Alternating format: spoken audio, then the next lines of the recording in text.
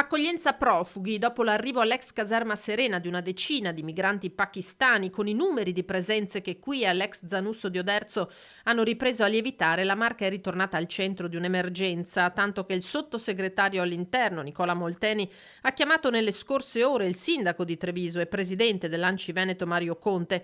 Intervenuto duramente quest'ultimo sul tema, quello dei migranti non è un problema che deve gravare sui comuni, ha detto, già in seria difficoltà in questo momento. Ho fatto presente che il Veneto e Treviso è caratterizzata sia dagli arrivi che arrivano dalla Sicilia, quindi via mare, sia dalla rotta balcanica. Ho ribadito al sottosegretario che Treviso si sta occupando dei rifugiati politici dell'Afghanistan, sta facendo fronte all'emergenza ucraina.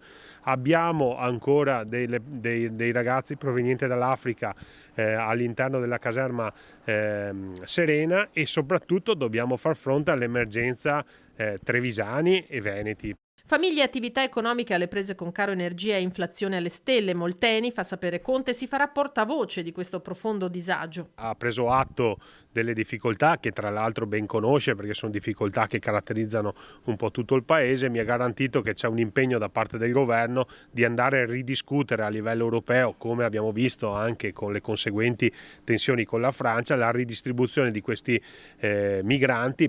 Conte è cauto di fronte alla richiesta delle categorie economiche di regolamentare i flussi d'ingresso per poter attingere agli stranieri come forza lavoro. Tutti coloro che hanno necessità e hanno il diritto di essere aiutati vanno aiutati, e poi possono essere certamente anche essere inseriti nel mondo del lavoro. Ricordo però che, e qui forse un ragionamento anche da parte dei nostri concittadini, c'è tanta gente che ha bisogno di lavorare, e forse se serve fare dei sacrifici lo dobbiamo fare un po' tutti.